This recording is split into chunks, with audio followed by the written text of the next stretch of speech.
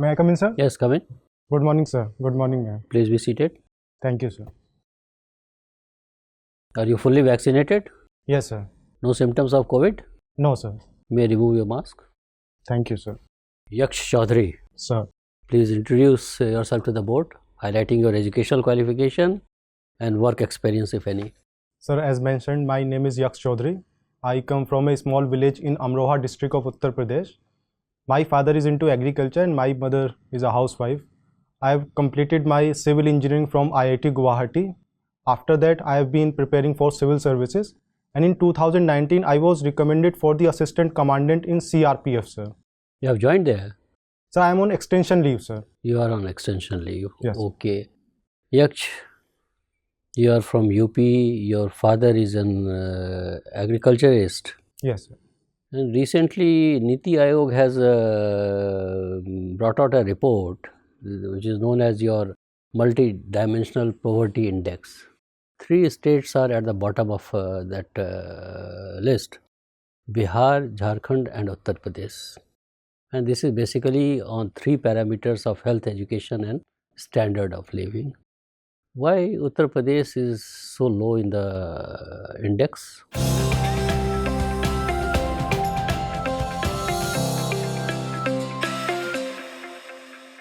Sir, the social indicators like IMR, MMR are low in case of Uttar Pradesh. The reason behind it is the low infrastructure in case of education and health, and the agriculture-based society and low industrial base in the Uttar Pradesh has led to low income level of Uttar Pradesh, which is way lower than the India's average. So that these things are responsible for the high poverty and multidimensional poverty. So, index. how to go forward to improve these parameters? Sir, for education, Uttar Pradesh need to focus starting from the primary education. The infrastructure and inclusivity in the primary education has to be ensured. The basic infrastructure like drinking water, the schools, projectors, smart classrooms have to be ensured, and there need to be persuasion to the parents to send the girl's child to the school so that the inclusivity can be ensured. Secondly, for health infrastructure, Uttar Pradesh needs to focus on primary healthcare centers, providing all the facilities in the rural areas at the grassroots level, as well as providing the tertiary sector to tackle the diseases at the higher level.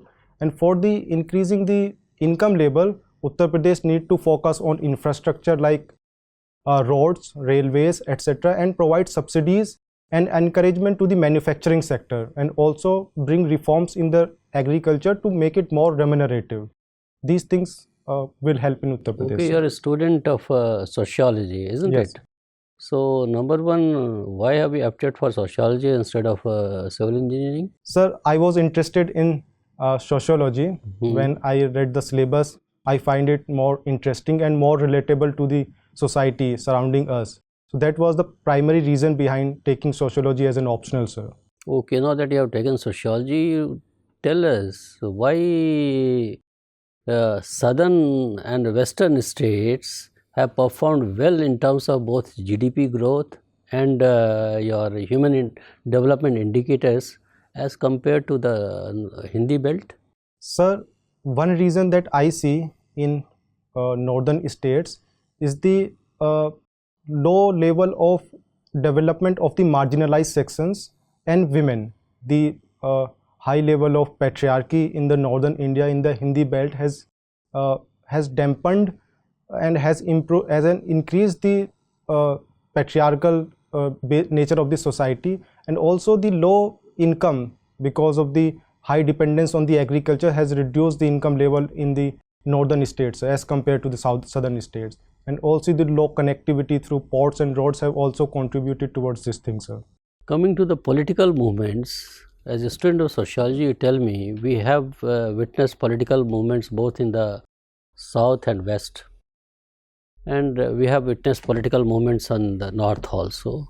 If you look at the movements, political movements of the south, of the so-called backward classes, you find it's an inclusive movement for all sections of the backward classes. That is why you see high percentage of reservation for the backward classes and scheduled castes in the southern states.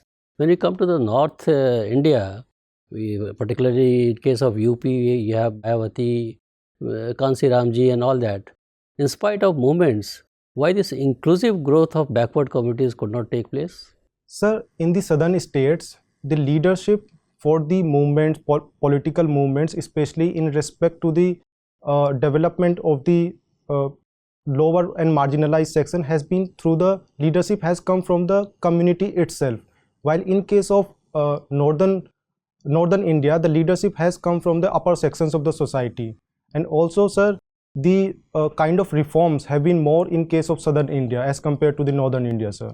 That is the reason, according to you. So that is as per my understanding, Okay, sir. thank you, Yaksh.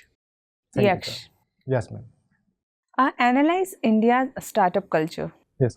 Ma'am, India has the third largest startup ecosystem in the world. Currently, we have more than 100 unicorns in startups, and government has also started the scheme for the Startup India program, as well as promoting and encouraging the startups at the grassroots level by providing the subsidies and through the single window clearances, etc.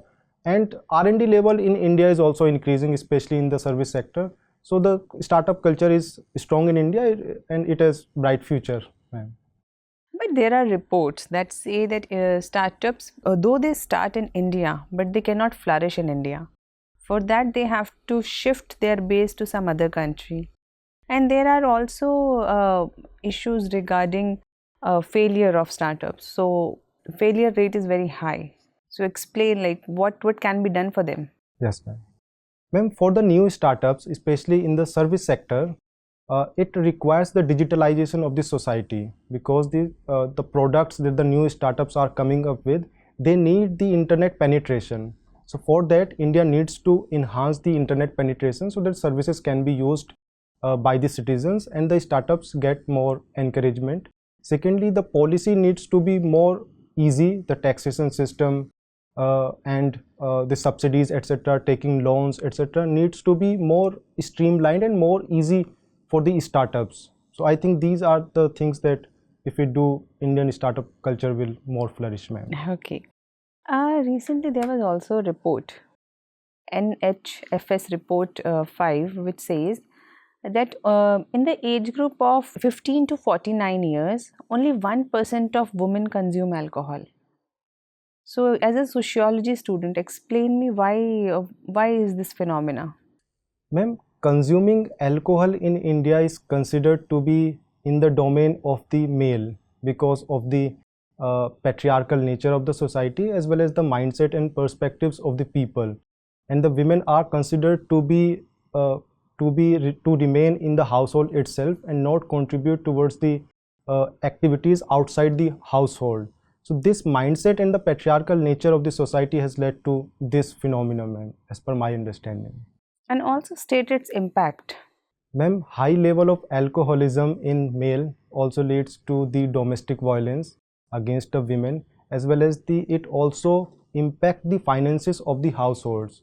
Ma'am, high level of alcoholism reduces the disposable income of the families, and it also leads to the low education and health status of the family members. So it has impact on the. No, but I wanted to ask you regarding the alcohol consumption in women. Okay. So tell me, what are the three major issues in UP elections? Ma'am, one is the related to the caste system, that the role it plays in the political system of Uttar Pradesh.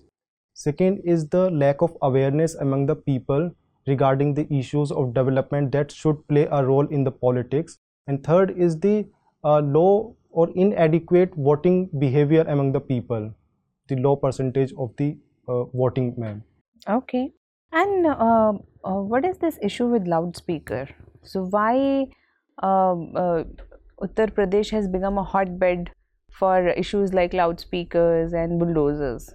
And recently, Uttar Pradesh government has released an order regarding the loudspeakers, which directs the district administration to take down the illegal loudspeakers which have not taken the prior permission to use, and also to tackle the decibel limits which are prescribed under the pollution control rules of 2000.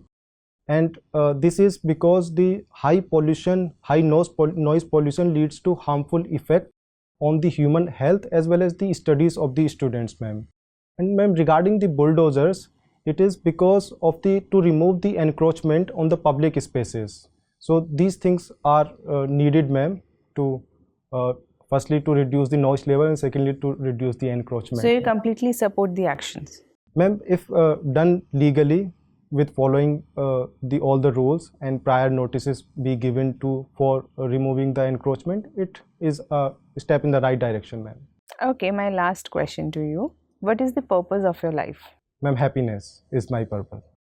Okay, thank you, Yaksh. Thank you. Yaksh, Sir. with the continuation of the discussion, your purpose is to be happy. Yes. What is happiness in your own terms? Sir, happiness, as per my understanding and for me, is following the things that I want to do in my life and achieve the things that I want. But that should be legal and ethical in nature. It should not put harm to other fellow beings. This is what I mean by happiness, sir.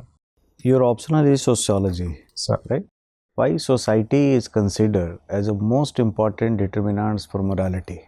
Sir, morality are the kind of rules or the expected behavior from the society, and it emerges from the society. The level of the society, the kind of mindset of the people from the society, the morality emerges out of that, and it is also reflected in our laws. For example, in case of homosexuality, etc., the morality comes out of the society. It is for the society, and it is also reflected in the law, sir. This is my perspective about it, sir. Okay. Do you believe that ethics can be defined by individual norms rather than social norms to some extent? Sir, in general, ethics comes out of the society on the broader level, but an individual can also work towards reforming the ethics of the society. For example, Gandhiji, Raja Ram Mohan Roy have worked towards improving the ethical level of the society. So it work both ways, sir. An individual can also contribute towards the ethics and as well as the society, but in general, society is responsible for that, sir. Okay. How ICS, imitation, I stand for imitation, C stand for competition, S stand for suggestions, are playing the vital role for the socialization nowadays? Explain with examples. Yes. I am talking about the three tools of socialization, right? First is imitation. Please. Sir, imitation starts right from the childhood of the children, sir. They try to imitate their parents, the people that are around us, and this is also reflected in the plays that the kids do. So this is imitation, as well as at the higher level also, sir, we are seeing the process of westernization, etc., which can also be explained through the process of imitation, sir. Okay. What about competition? Sir, competition at the personal level as well as in the sphere of economics, it is happening, sir. On the personal level, we compete with ourselves to make ourselves better, as well as compete with our fellow beings. For example, in the civil services also we are competing with others, sir. In the economy also we compete, we try to increase our income level. On the international level also, one country try to compete with others to increase their area of influence, and also Okay, what about suggestions? So suggestions also play a very important role in terms of in the society as well as in the economics and the international relations. So suggestions, like the things that we are doing, sometimes it gets wrong and we are not able to analyze on ourselves. So the suggestions from others are very vital, and they should be constructive in the nature, sir. Why you consider IPS is better than IFS? Sir, You have chosen your preference of IPS over IFS. Why it is so? Sir, I put IPS over IFS because the more engagement with the society and this opportunity is provided by the IPS. That is why I put IPS over IFS, sir. Okay. Tell me some models of police-public partnership. So one is the community policing that is also happening in case of Delhi. Okay. And apart from it, the community helps police in terms of informers, providing intelligence to the police, So these are the things that there is a partnership between the community and the police, sir. What is moral policing? Sir, moral policing means when the society try to follow the rules and also compel the citizens to follow the moral rules in the society, sir. That means Moral rules or traditional values, traditional rules, customs, traditions of the yes, society? sir. These are also included in that, sir. Okay, good. Yes. Thank Sir. Yaksh, tell us some measures to break down the patriarchy in our country. Sir, to remove the patriarchy and to decrease it, in my view, we need to work on two fronts. On the first front, we need to change the mindset of the society. More sensitization programs from the society, creating more opportunities for the employment, improve the education level of the women would lead to changing the perspectives of the society in regard to the women. Secondly, sir, we need to empower our women by providing them employment, by providing them reservation, as well as proper education and health status of the women. We need to instill more confidence in the women so that they can stand and assert their rights to bring more equality in the society, sir. All right. And what role do you see of yourself in this process? Sir, as an individual, I try to reduce the patriarchy at my family level, as I can see that my mother is responsible for the household chores while my father goes outside. I help my mother so that this discrimination that women only works for the household work, I try to reduce this thing, and I also try to bring more equality and change in the perspective of my father and my brother also, sir. Fine. So, in which part of India do you see that the children normally actually adopt the titles also of their mother? Normally, across North India, people adopt the titles of their father. Yes. But do you find anything? So there are some matriarchal societies In which part? India. Sir, there are in Garo and Khasi in Meghalaya. Mm-hmm. They follow the matriarchal system. And also earlier there were Nair society in Kerala also. They also followed the matrilineality in the society, sir. All right. So, tell me one thing, that it is always said that the concept of egalitarian society is an utopian concept basically. How do you find this statement relevant? Is it really relevant to say that egalitarian society is actually a utopian society, a utopian concept? Sir, egalitarian as a concept means when the people are equal. But in the current scenario, in the capitalism and in the systems that we are following, some kind of stratification and hierarchy comes into the play.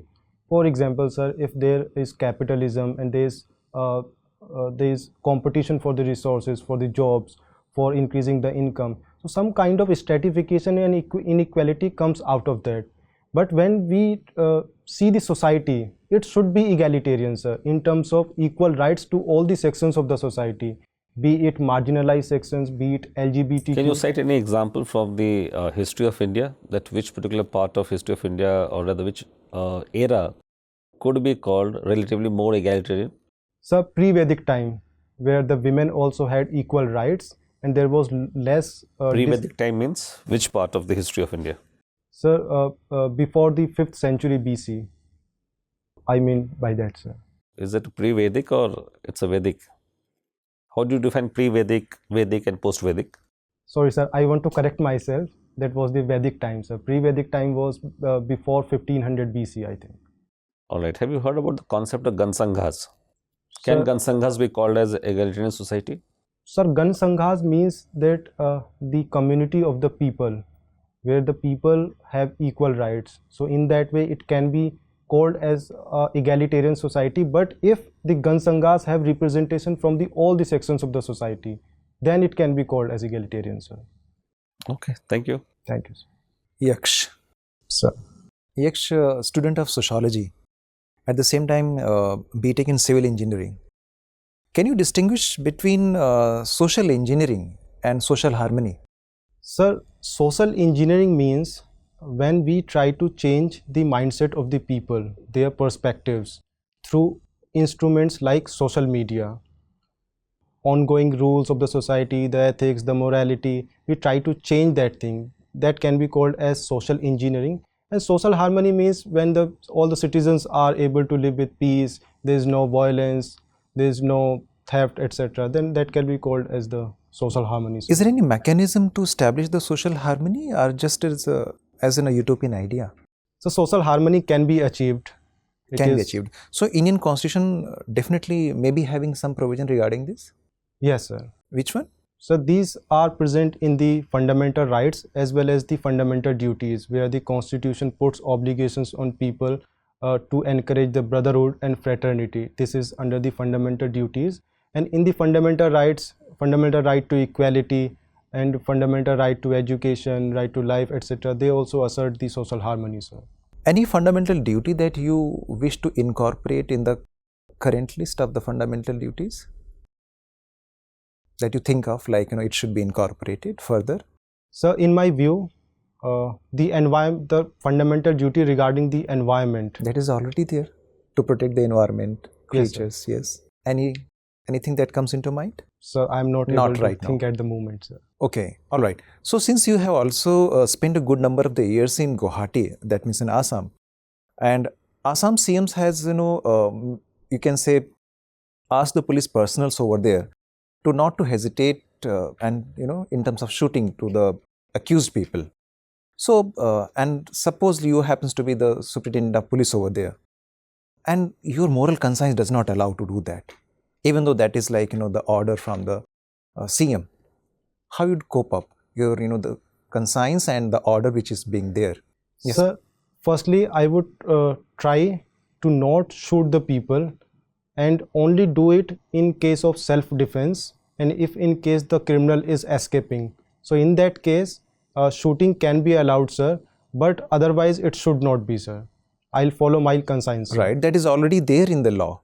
Yes. But the political bosses are, asking you to do certain things. Sir, I will try to communicate the reasons. You are supposed to be inducted in CRPF. Yes, sir. Police happens to be state subject. At the same time, center also does have its own forces, like, CRPF. Is it contradictory? Why state center must be having its own police force? Sir, I would say it is not contradictory, because the forces of the central, for example, CRPF, they have expertise in few areas. For example, CRPF has expertise in controlling the riots, while the state police is general in nature for controlling for maintaining the The basic reason is being given that since police is a local, it is like, well known, the territory and the people. That's why, like, it's not able to control the riots kind of things. However, the CRPF is just external forces. So that is how, like, it's able to maintain. And if this kind of the neutrality we could, instill into the local police, perhaps, the riots could have been controlled. Isn't it? What else? Sir, I'm not able to think of other. Not an issue. I'll read about Yaksh, last one from my side. India seems to be very vigorously, pursuing its entry into the Arctic Council, or in any way. What is, like, India's interest in, getting either an observer status or like being member into that council? What, its objectives? Sir, Arctic region is going to be very important in terms of geostrategic as well as economical terms. The new route that is going to be come up by the melting of the Arctic Ocean, it will open new shipping routes. So India has interest in that. India can import the crude oil from Russia through that, and also increase its connectivity to the Europe, as well as the geostrategic nature and the environment and the resources that Arctic has. For example, the crude oil in the Arctic, the explorations are going on. So through that, India has interest in the Arctic Council, and India is also observer state in the Arctic Council, sir. The last one from my side. Yaksh, since you are going to join forces, human rights issues, is very prominent, things in which comes before it does. So as per, like, foreign policy issues and human rights, the last time you can recall when India has taken up human rights, violations per se as a part of its foreign policy vis-a-vis to any country?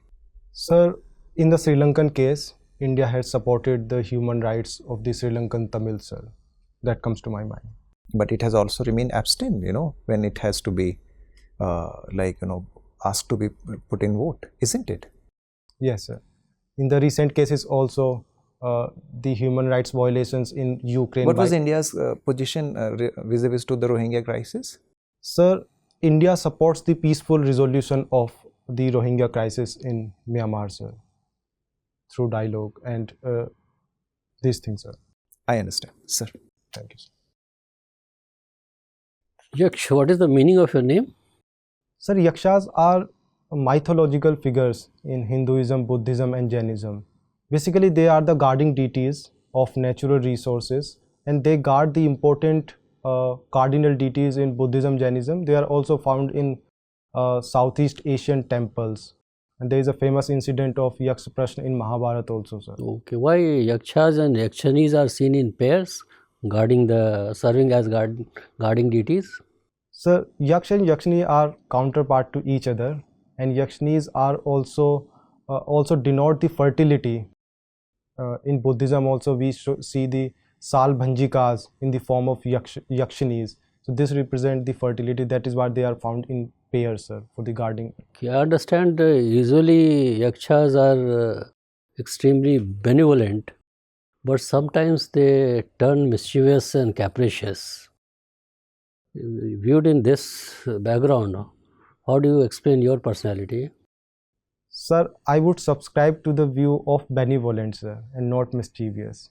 Okay, thank you very much. Thank you. Yaksha, your interview is over. You may go now. Thank you, sir. Thank you. Thank you, sir.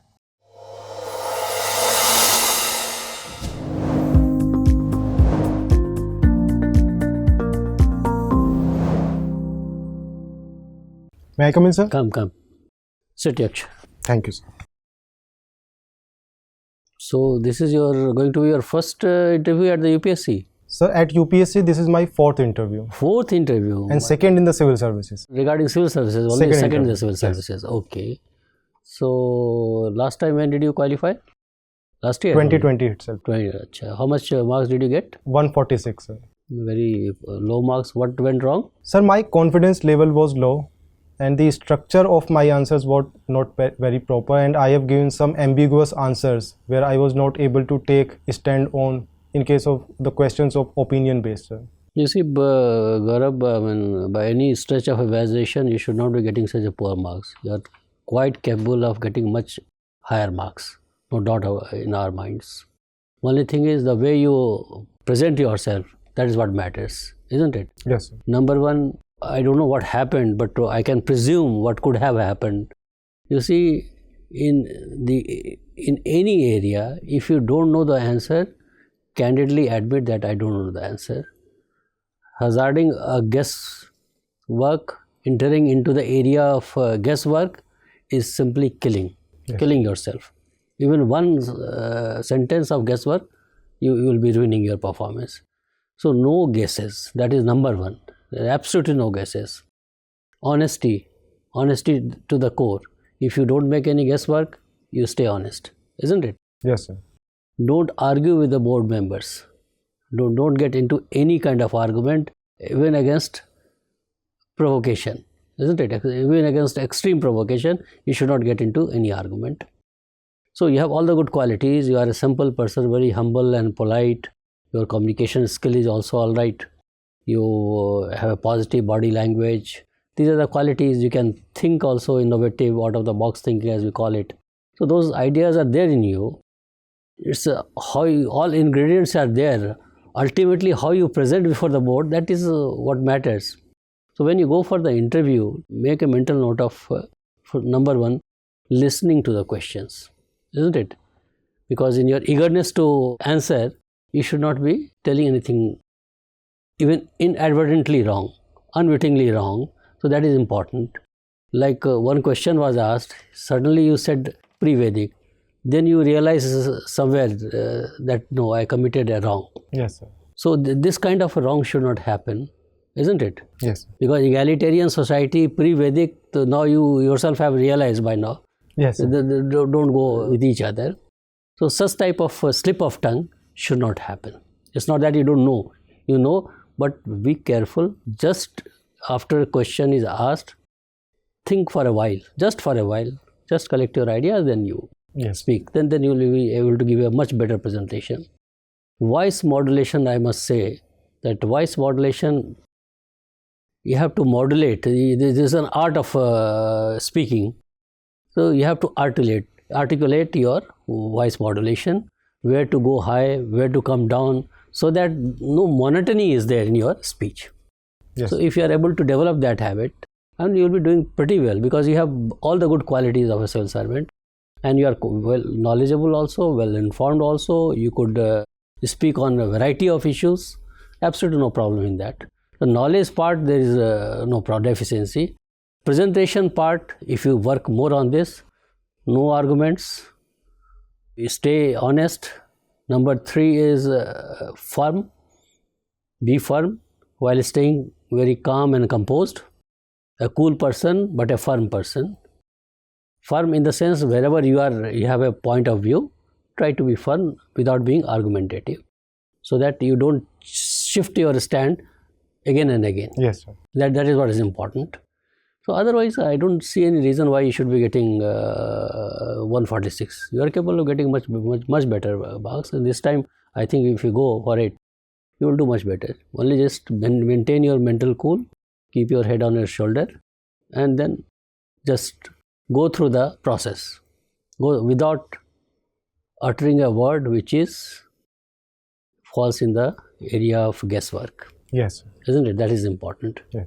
Haircut, I think you will go for the haircut before you go for the interview. And you will be wearing this dress only or something else. I am thinking of changing my shirt and tie. That is better. That is better. Otherwise, and you are wearing this thing around your wrist. I'll cut it down. That's all right. That's all from our side. Any specific question if you have, feel free. Sir, in the questions in which we do not have adequate knowledge, for example, when sir asked the question about the egalitarian society, and when we are not able to think, it reduces the confidence level, sir.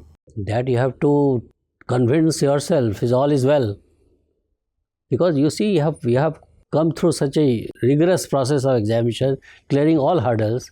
You are at the threshold of success, isn't it? Yes. If you get into that nervousness, if nervousness engulfs you, then you damage everything. Try to get over your nervousness. Yes. Some amount of nervousness will be there. That is okay, but it should not be engulf you. That is what is important. Try to maintain your cool. After all, 5 persons, senior persons are asking you a question. You are a young boy. You are not expected to know everything. Yes. But what the board would like to see from you, that whether this young boy is really honest, honesty of purpose is there in him, whether he can speak his mind clearly or not, whether his thoughts are constructive or not, and whether he has a positive body language, a neutral stance or not. These are the qualities. It's not a question of general quiz session that I ask some question, you reply that. It's not a quiz. It's not a general knowledge quiz. Just a test of a personality, and the personality is tested like this only, through various questions and your reactions to those questions. More than questions, your reactions to those questions are important, isn't it? Yes. So be slightly nervous, but don't be so nervous that you forget everything. You don't clog your mind with your nervous. It should not get fogged. Okay. All the best. Thank you, sir. Thank you. Thank you. Thank you, sir.